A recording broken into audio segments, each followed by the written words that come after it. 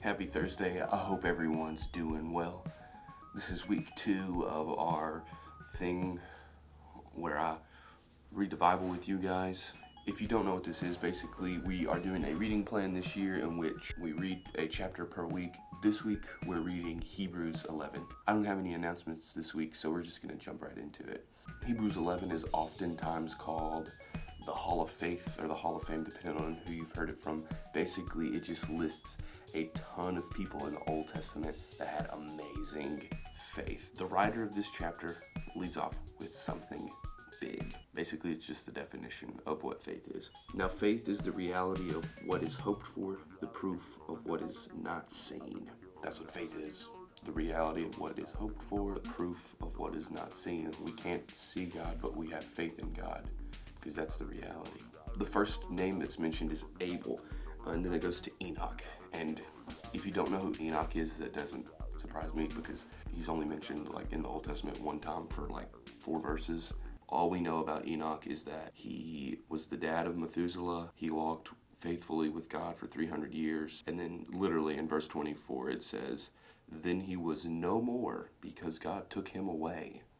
I think that means that he was just God whooped him up off the ground. That happened to, I think it was Elijah. He went up to heaven in chariots. I don't know if it was that cool for Enoch, but those are the only 2 times in the Bible where the person doesn't die and goes to heaven. Well, Jesus died, but then rose and then went to heaven alive, so it sort of counts. But Enoch and either Elijah or Elisha, I'm pretty sure it was Elijah, didn't die at all. So that's pretty cool. After Enoch, we get Noah. And we know what Noah did. He built a boat over 120 years. Imagine how much faith that would have taken. People being like, this man's crazy.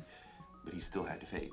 Abraham, the father of the Israelites. Imagine being the first person in your religion. He had to have a ton of faith. He was the one that started it all through God, through his faith. His wife Sarah went through a lot. Abraham and Sarah had a baby when they weren't supposed to be able to have a baby because they were too old. By faith. Isaac, Jacob, Joseph, Moses. He was a part of the family of the Pharaohs. He had it all, but he didn't want it all. He wanted to be with his people because that's what was right, because of faith. On top of that, he led the people out of Egypt by faith. They didn't know where they were going. Imagine leading your people out of this land where you've been for 400 years to a place where you don't necessarily know where you're going. It takes a lot of faith. You keep going and you get to Rahab. Rahab didn't know anything about God except for what people had been saying that were rumors. If you want to know more about Rahab, we talked about her a couple weeks ago on a Wednesday night talk. And then it just goes into a list of people. Gideon, Barak, Samson, Jephthah, David, Samuel, the prophets. Every single one of these people had amazing faith. Every single person here went through a lot. If they were a leader, they went through a lot. If they were Rahab, their city was destroyed. If they were a judge, they went through a lot. Right now, we're going through a lot, and I think we can relate to this chapter. But every single one of these people also sinned, just like me and you. It doesn't matter how much faith that they had, every single person mentioned here sinned.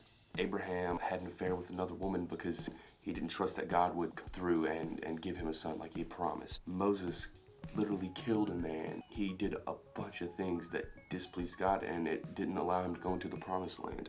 Rahab was a prostitute. Samson broke the Nazirite vow. Every single one of these people sinned. These people had amazing faith. They also sinned, but they were also good in God's eyes. Again, just like me and you. Before we leave, I'm going to give you 3 points that I want to take away from this chapter that I think apply right now. Number 1, it's a reference to verse 6. Now, without faith, it is impossible to please God, since the one who draws near to him must believe that he exists and that he rewards those who seek him. Without faith, we can't please God.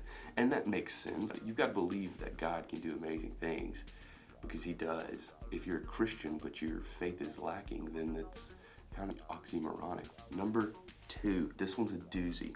What do we have that these people don't have?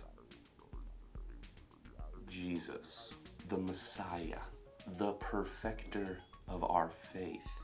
Because we have him, our faith can be better than these people, which is crazy to think about because they had an awesome faith. We've got the tools to be better Christians than them. Of course, they weren't Christians because they were in the Old Testament, but we can be better because of that. And I'm not saying we're better than them. I'm saying that we can serve God better because of what we have in Jesus. Number 3, everyone in this chapter faced a challenge. Right now, we are facing a challenge. We're going through this crisis, this pandemic, and it's kind of scary. I imagine that there were some times when these characters went through a lot and they were actually scared, but they still had faith in God. Just like right now, we need to have faith in God. When they were being tested, they remained faithful. And that's exactly what we need to be doing right now. We need to remain faithful to God in this trying time.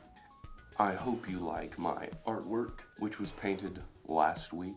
If you want to see the video for how that was created, you can check this out. There is another YouTube channel called Southside Church of Christ, Hopkinsville, Kentucky. If you search that, I might try to link it. I don't know how to link stuff yet. I'll figure it out. If it's there, you know where to click. But go subscribe to those things. Of course, subscribe to this one.